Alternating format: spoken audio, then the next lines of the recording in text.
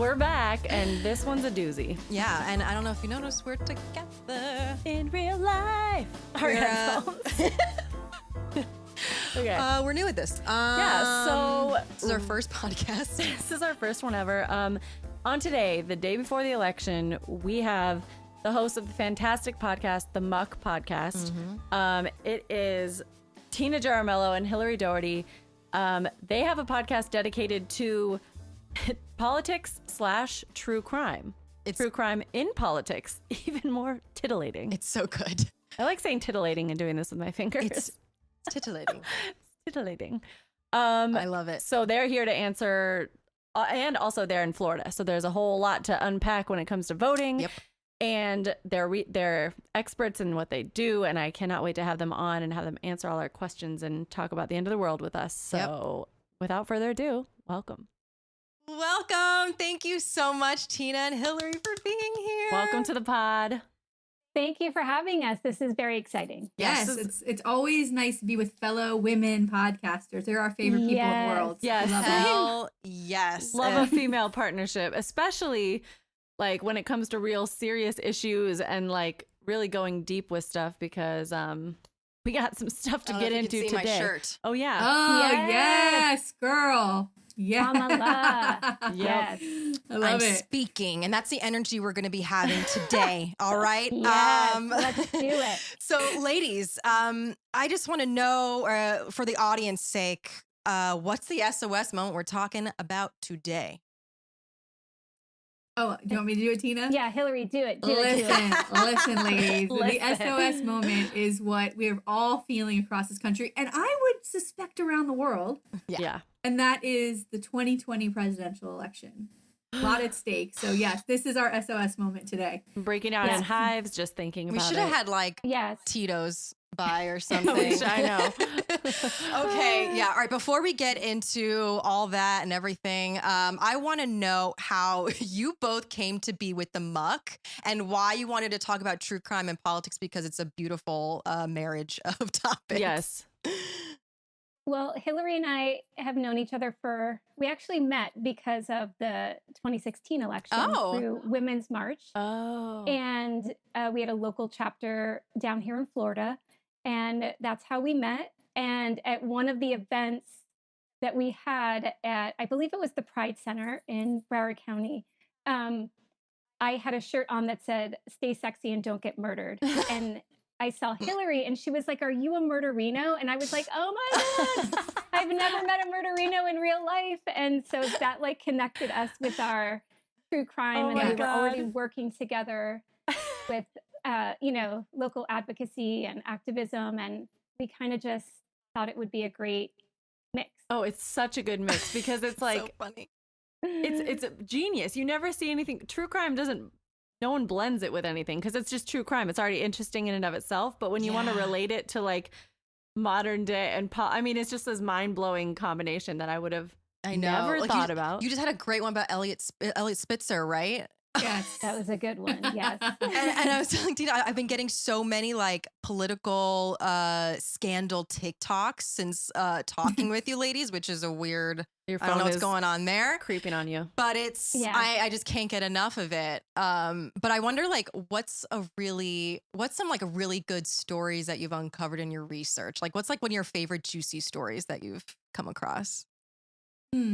I think that my favorites, I know. Well, the sexual, situations, I kind of think are like, they're there and we know what happens. We're like, okay, it's the ones that are like the politicians that are in the closet and then they're voting against gay rights or gay, AIDS, funding and things like that. That's a real problem for me. And they're using their power to completely harm, to harm a entire community. Yes. Like that to me is incredible. I really love the stories we do, like from the 1800s. Like there's going to be one coming out, I think the day after the election. Oh no, I think I do it the day before the election. There's going to be, or the week before the election, there's going to be one coming out about the presidential election and how voter suppression then is exactly what they're doing as voter suppression now.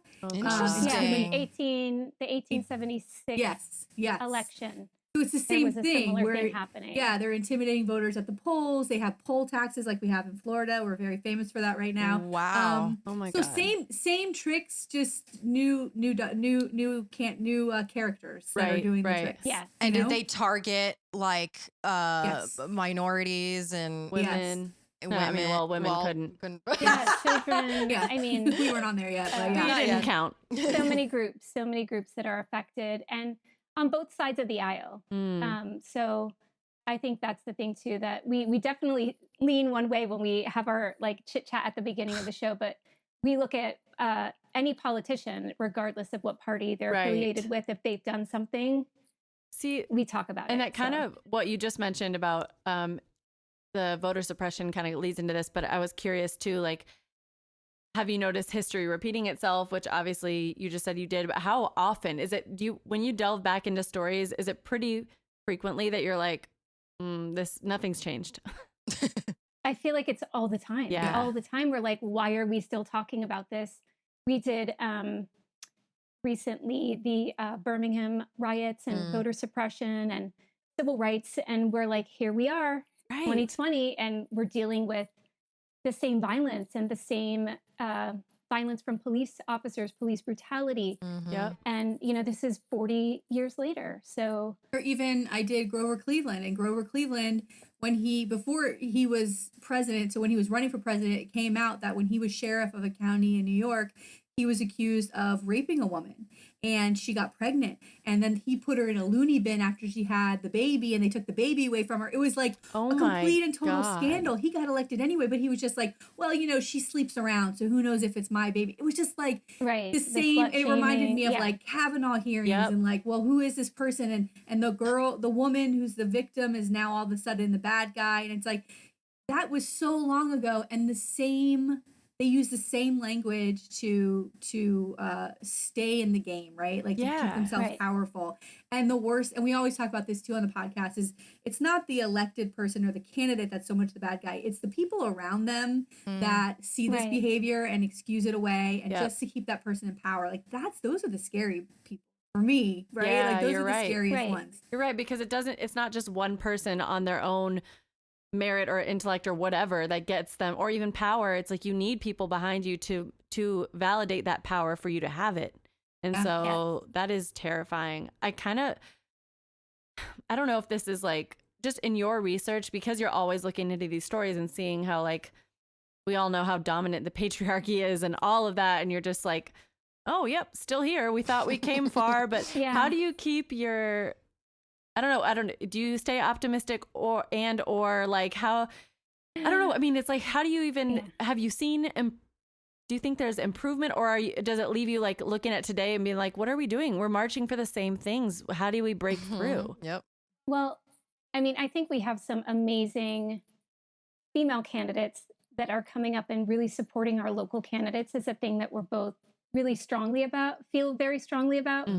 And I think, getting behind really good candidates, drawing attention to really good candidates, strong female candidates, hopefully that will be, causing more and more of a shift as we move forward. And we have our little Muck segment where we try to bring in journalism, people who talk about their stories that they expose, but we are also bringing candidates or electeds that we think are really good and doing good things, so that we can at least have like those uplifting moments to say, hey, yes, there is a ton of muck out there. Yeah. But within that, there are these little nuggets and these other people that are really trying hard to do the right thing. It's very hard to stay optimistic.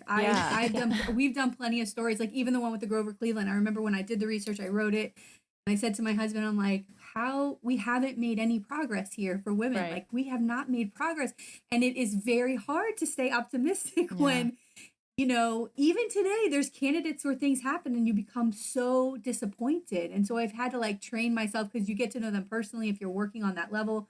And you go, okay, well, remember, the one constant in the reason why things haven't changed is because we're dealing with human beings and the human nature, all of that.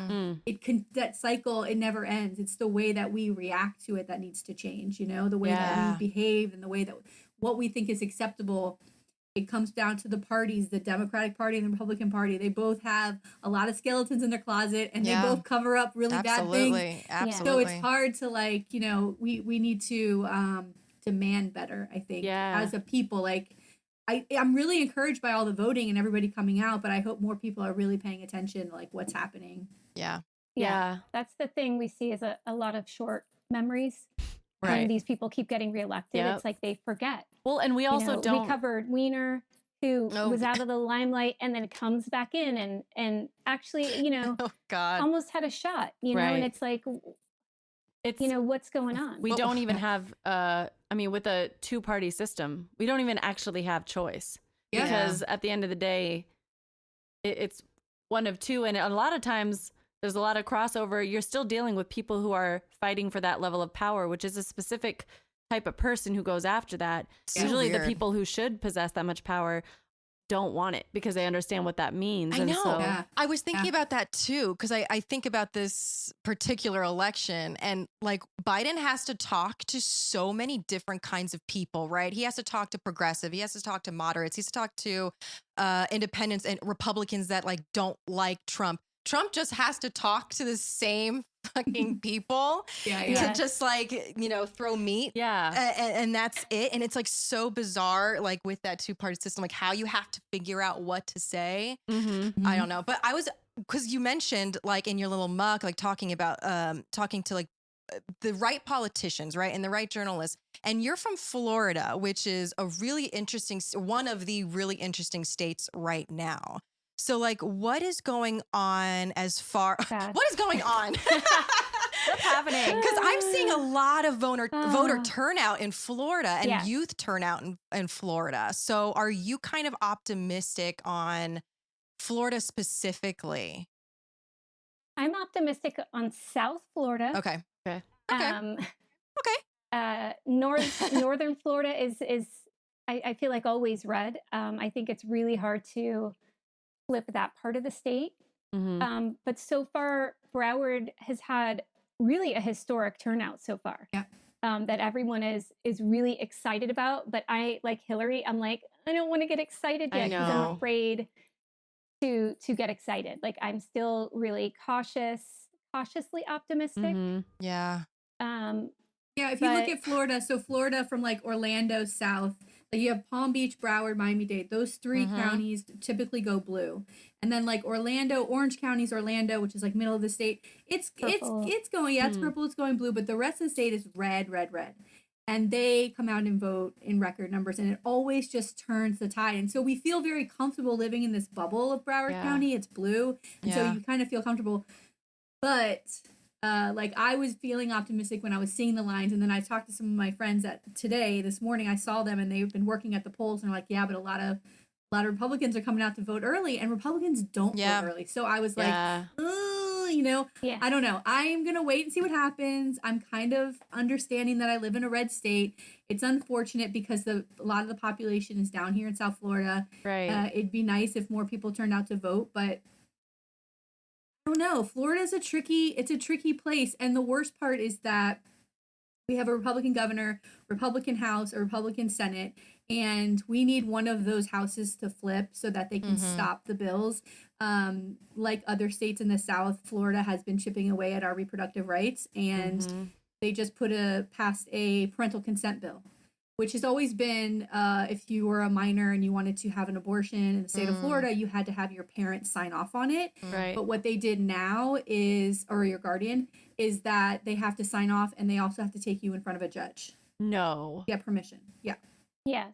So now the next step is going to be next session, which is 2021. They are going to go for a full ban like they have in Georgia and Louisiana. So that's what's going to happen in Florida next. Straight backwards. Really like literally backwards. It's not even, we're evolving this way. You're going backwards. Yeah. I don't understand. It's frightening. It's terrifying. I don't understand.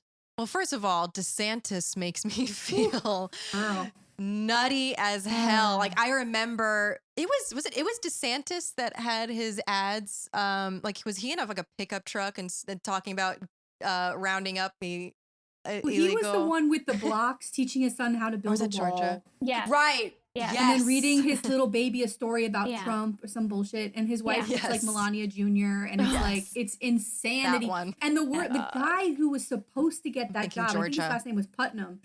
Trump comes in and was like, no, I don't like Putnam. I like DeSantis. And all of a sudden it was like, That's now it. he Boom. wins. And it was, He we wins. were insane. And It then was so close race. it Yeah. was a very close race. It was a very close race. It's unfortunate. And it was his running mate that recently had, speaking of juicy politics, right? It was him that kind of got caught in a hotel. Wasn't it Andrew? That was, that was the person running against him. Right. That was the Democrat. Yes. Oh, okay. That was crazy. That's crazy. And so that's what I was saying to Tina. I was like, it's so funny because Andrew Gillum, who I voted for Andrew Gillum, loved Andrew Gillum. I Hillary knows how much I adored. Yeah. Andrew Gillum. He was great. He ran a great yeah. campaign. He was incredible. And this is the thing, like these things happen, and then I guess remembering that these people are human. Yeah. At the end of the day, and we've talked about this on the show all the time, is that we elevate these politicians to these high, pedestals. But they're just people. It's just some guy who's like, I'm going to throw my hat in the ring, at the end of the day. And it's somehow we think that they're different than we are. And it's kind of becomes a perfect storm because we give them more power and they're seeking more power. Yeah. So then if it's go from both ends, you meet in the middle, and it just gives them basically a pass to do extra shady shit because it's human nature. There's, the dude who just walked down the street's probably doing what a lot of politicians are doing, but he's not a politician. But at the end of the day, it's like, we don't kind of what you said earlier, Tina, I think it was like, or Hillary, we need to demand more. We need to demand more because it's not like they're going to change. Right. It's just, it's also just like a pressure cooker where too. Where do you start? Yeah. You feel like you have to live up to these standards and not kind of live the life you want to, because when you're, especially in Florida, when you're appealing to a lot of conservative people, they're, even if you had a boyfriend maybe once in your past, they're just not going to be into that. Well, it's so funny because the Andrew Gillum, that was a perfect example when that happened, to see, like, obviously I'm friends with a lot of Democrats online and in real life, but online, their reaction to that story of like coming to his defense, leave him alone. He has this is a personal, it's nothing. If that was a Republican, that would not have been that reaction. True. It would have been a totally different reaction. Right. And so it's like, we have to hold people just as accountable. I love Andrew Gillum, I still do, but we have to hold people accountable. If you have a whole other thing going on, if he had been elected and as our governor and then was caught in a hotel room, what would we be saying? But I think it's also like, if he was fighting against if he had spoken out against spoken badly about addictions, if he had spoken badly about homosexuality, I think that's how the conversation would have steered too. Because like we're mad at like the Trumps that are anti-abortion but have paid for abortions, Right. Like, I feel like, yes, the conversation would be different. It'd be like, come on, dude. But also if they were fighting against it but doing it at the same time, fuck them. Yeah, fuck which them. he wasn't. Right. Right. But he wasn't. And at the end of the day, I would much rather have Andrew Gillum in charge of our state and during this coronavirus than what we have right now, who has completely put our entire state and people in danger. I mean, the guy he's doing nothing. For the people of Florida. Well, and that's where, and I know Andrew Gillum would have done something. Yep. He would have done the right thing at the end of the day, regardless of what he did and got caught for. As governor, I think he would have done the right thing, and he would have been protecting the state. Mm-hmm. And that's where, going back to like the two-party system is detrimental, because you still have to pick one, but it's really like an illusion of choice, because in reality, like, we do have to hold both sides accountable. Like you said, it's like, if like I have an issue, like obviously I'm voting Biden, zero question, but we have two choices. And then when I look back at Biden's history when it comes to race, like his stance on race in the past, and I have like deep, serious issues with it. I can't forget it. I can't really let it go. And yet if I'm going to vote, The crime bill was bad. I have to vote for him. And so, and I am, I'm just like, I don't think he's like this, god awful person. But at the end of the day, we don't have options. We have the like evil that's in there now. The lesser of two evils. Yeah, I think you want politicians to take responsibility, which is what I am glad that he talked about in the last debate. We need, it's taking charge locally when it comes to parties. And that's what I had an issue with Bernie. And I respect a lot about Bernie. I just feel like we need to start locally if we really want to have some change. And that's what Republicans are really fucking good at. I mean, speaking a little, like, I don't know if you've, in your research, you've realized, I just feel like as progressives, we need to do so much better grassroots. And that's why we're just so stuck in this two-party system. It's like, and we talk about this on Little Muck and Muck, of the idea of building benches. Yeah. Like you said, the Republicans, they know how to do it. They know they have a game plan and a strategy, and they have 5-6 years down the road already mapped out. Mm-hmm. And the Dems, we have nothing. We have Ugats, right? Yeah. We have what? What do we have? Yeah. Obama. It's like... Yeah, well, they're still using Obama. Like, they keep, every time I see an ad for Joe Biden, Barack standing there going, "This is my guy," and I'm like, "Yeah, but you're not going to be there. Like, it's not going to be you." Right. But it's true. The Democrats are not good at planning, and I don't know what other states are like. But speaking for the Florida Democratic Party, and don't even get me started on the Broward Democratic Party. We do not have it ready. And then you have seats that are flippable. And you're like, well, who's going to run? And the one person that steps up, you're like, all right, but, maybe somebody, it's like you have to. Well, but we have a chance in Broward for a House seat to flip. Yes, that's what I was going to say. And this is an important seat. It's a very important seat. The guy sitting there does nothing. Mm-hmm. But he has the support of a lot of local Democrats because he grew up with a lot of people around here. And so they give him the vote. But he's done nothing. And this is, again, where the Democratic Party, the Florida Democratic Party, could really come in and put forth a huge effort into this campaign. Like, they should have been dumping a ton of money. Yeah. And I don't know. I can't say because I'm, I make some phone calls for that campaign. Right. And that's, as much as I've been doing. So I can't really say 100%. But I feel like we had a lot of time on the ground. Yeah.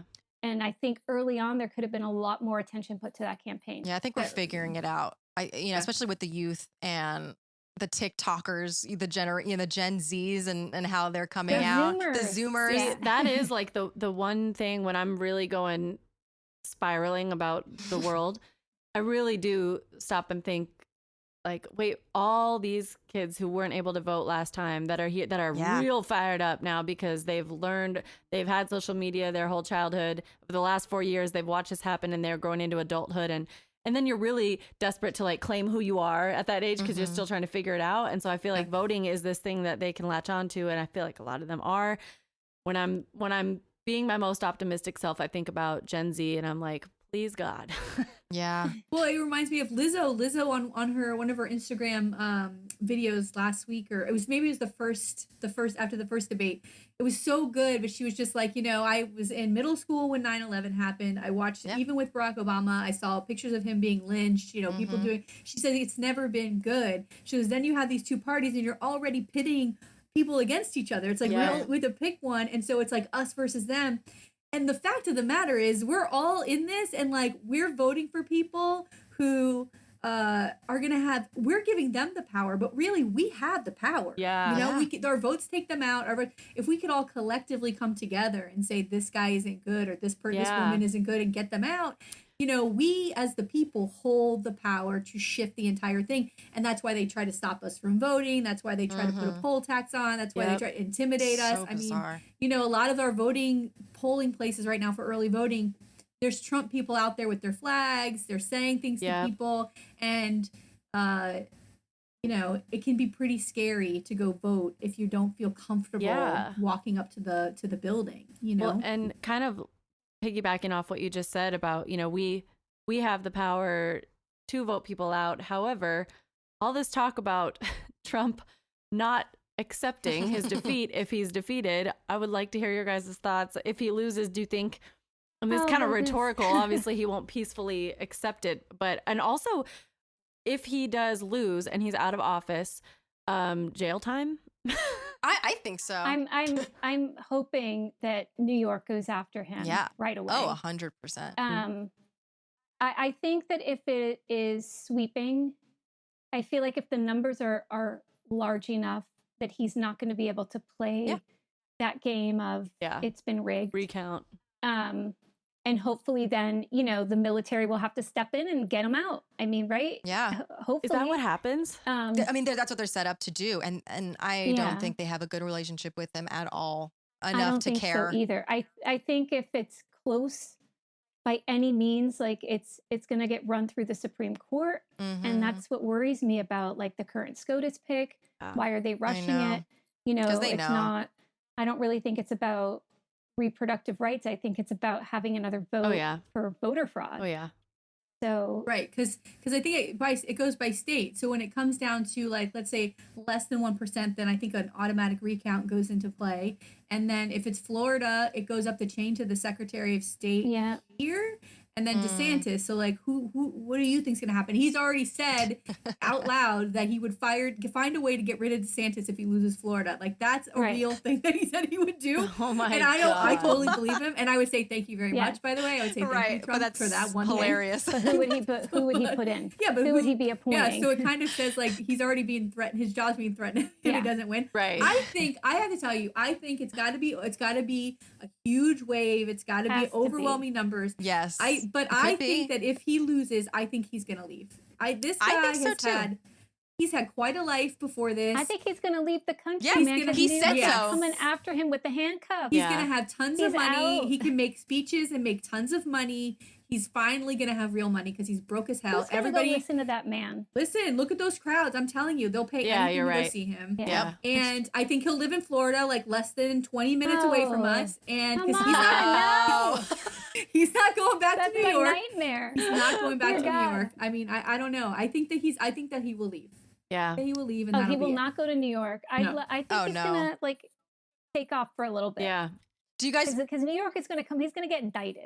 That's the only reason he wants to sit in that office. He doesn't care about being president. Yeah, I think he doesn't want to go to jail. Probably wants to get the fuck out. Honestly. Yeah. Yes. Yeah. I don't think. Bye. Yeah, I don't think he's gonna go to New York. I just saw. I don't know if you follow the Lincoln Project. It's the billboards they posted in New York. They posted these huge billboards, like huge in Times Square, like where everything is, with Ivanka, a picture of Ivanka doing that, and it's like everyone that's died of coronavirus. Oh my God. And then a quote from Jared Kushner saying that New Yorkers are going to have to figure out on themselves, that they're going to suffer and they're going to figure out everything, which is a real quote. Wow. And they're then going to be persona non grata there. I love it. It's crazy. And then so Jared and Ivanka had just sent a letter from their lawyers to the Lincoln Project saying they're going to take legal action. And then Lincoln Project is like, bring it on. We don't give a fuck because you guys suck.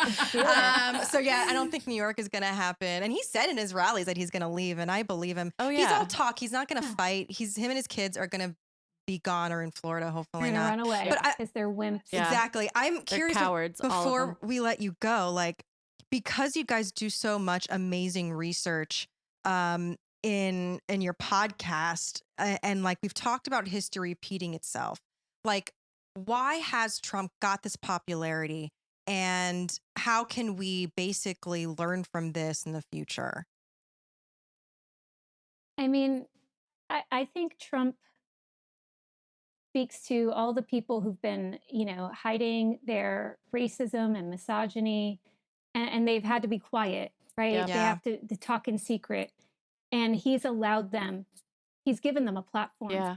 And I think that they are loving that there's a platform, that this person is speaking the ugly things that they think all of the time. Yeah. And I think that that's what they're rallying behind, like this vitriol. Yeah. And I don't think it's all of the Republicans. I really think it's that base. Yeah. But like Hillary always says, it's all those other Republicans continue to prop him up because him having power gives them power. Right. And so they've allowed it, and it's shameful. But also, I think it is that part of that, but it's also because this country is racist. Like, we're a racist country. And so the country started that way. We started with genocide because we as white people came over here and said, wait, this is our land now. We're going to take it. It has never ended. And so we were a racist country before Trump came in. As much as my mother likes to say, oh, when Joe Biden gets elected, everything's going to go back to, no. Nope. We were racist when we had a black president. They'll go back into their holes again, but they're not going to lose their racism. Right. No. I mean, so I think there's a lot of work that has to be done. I really admire Black Lives Matter, that movement. I think it's amazing the constant attention they're trying to draw to these issues. I think that's amazing. But I think that he was elected because we had 8 years of a very progressive president, and people couldn't handle it. They couldn't. There were little tidbits of like progressive things that happened, and like they can't handle losing the identity of what they think America is. It doesn't make sense to them. And I wish it was just like baby boomers and like that age and older, but it's I'm starting to see a little bit of younger people who are behaving the same way, or like, I don't know. I think that there's going to be issues that we're always going to have as a country. And but education, I think, is a key to this. In our schools, we need to teach real history. History. We need to be accountable, and we need to let our children know this is how our country was founded. This is why we have the problems that we do. And really teaching empathy. Yeah. And teaching there's a lack of empathy, there's a lack of understanding. And I think if we start with kids, even getting them to understand politics on a basic level and how these things affect so many people. And starting there with education. And teaching kids how to separate, how to not get defensive and feel like you're being, because to learn that how our country was founded, just complete, like raped, pillaged, conquered, like everything terrible. Nobody who's alive today did that. No one's saying you did it. No one's saying your mom did it. Let's all get over ourselves and separate. But I think that needs to start young, because I know that's what a lot of white people come up against when it's like, but they didn't, not everybody was, it's like, that's not what this is about. That's going to hang us up. And so I think if we start in the curriculum, like kids, and they start to learn history, but they understand that this was them. We're all stuck here holding the bag. Some of us are racist, some of us are not. But the fact is, probably all of us are. But also, it's like, at the end of the day, removing yourself from the situation so that we can get over the stuff that holds us back in progression, which is just people arguing about, well, I didn't have slaves. I wouldn't have had, my grandpa didn't have slaves. Who cares? Like, here we are today. Well, what are you doing now? And our country is a massive. And people are still benefiting from that system. Exactly. And that's the thing. And I think if kids understand that. Yeah. And if kids understand it before they've already locked in their sense of self to the degree that a lot of adults have, and then they have to deprogram themselves. I think you're right. I think you're exactly right, Tina. Like, it has to start there. And also, Hillary, what you were saying about, like, Trump is a reaction. I think it's very much a pendulum where you swing all the way to the right, and then you can't just stay around the right. The next move, it's going to swing extreme to the left, and then it's going to slowly, hopefully, the swing has become less and less, and then it evens, and then someone will pop it back over again. Because like Biden's kind of is considered more of a moderate Democrat, but like he wants a lot of progressive policies. So I wonder what the antidote is to the pendulum. Is it like hopefully like electing the more moderates and then just them surrounding themselves with all these different kinds of people? Like, he's already talking about having Republicans in his cabinet. He's already talking about having crazy but like hardcore progressives in his cabinet. Yeah. So I hopefully that's, I don't know. Hopefully that works. Just balance the scales a little bit. They all say that though. Yeah, exactly. But even like when Obama was going to be elected, like they were selling out of guns because everybody was like, oh, he's going to take all our guns away. It never happened. So like all of these things that they're saying about Biden, I'm like, well, maybe once, hopefully he gets elected, knock on wood, that they'll start to realize that these things aren't going to happen. It's not, because everything's extreme. But it's on both sides. Like, I've heard it on both sides. The same thing, like, is Trump going to leave? I feel like that's very much a Democratic, like, let's scare the hell out of people. Yeah. So they go vote, right? But I don't know. That's one of the greatest things about our country is this peaceful transfer of power. Like, within a few hours after the election or before the inauguration, like, everything is transferred out and the new staff comes in, and like that's one of the greatest things about our country is that we've been able to do that for all these years. Yeah, you're right. But is Trump one of the people? Is this the first time it's going to happen? I don't know. I hope. Not. God, I hope not too. Yeah. God. Well, I want everyone listening to Vote if you haven't already. This is airing November. Yes, vote. So this is airing November 2nd, so a lot of this voting probably already happened. But if you haven't, please get out there first thing in the morning. Get those ballots in. Make sure you're going to a ballot box. We're in California, and there's some fucking ballot boxes that are being rigged, set on fire. There's been ballot boxes set on fire over here. There's also been fake ballot boxes admittely put out by the Republican Party. I heard about with that. With no punishment whatsoever, no charge. Yeah, I don't know, but there's a woman right now, I forget her name, that's in jail because she has a criminal record and she voted, so she's in jail right now because she voted with a criminal record. But that's okay. But this guy, the Republican parties that have been putting out fake ballot boxes are. It's okay. Cool. Anyway, did you guys vote already? Yes, I voted on Monday. Nice. I'd also suggest to your listeners, if they haven't voted, if they're going to go vote on election day, that don't forget to vote down the ballot. And if you don't know who people who are running and you're not sure if you're a Democrat, you can go find information from a local Democratic club. I like to go to the LGBTQ club because those are the folks I think that need to be protected. Yes. So go to those caucuses and find out who's on their endorsement card. And that way you don't have to skip judges. You don't have to skip local amendments, and make sure you vote and the amendments, down the ballot. Amendments are everybody. Important. Definitely. Thank you guys so much for your time, Thank you. for your expertise, your knowledge, your opinions. Check out the Muck Podcast. Yes. Thank you. Thank you so much. Thank you. Thank you so much, Tina and Hillary from the Muck Podcast. Yes. That is at the Muck Podcast on IG. Please follow them. You can find them anywhere where you find your podcasts. They do really fun little muck shows on their IGs too, so please check that out. They're so great.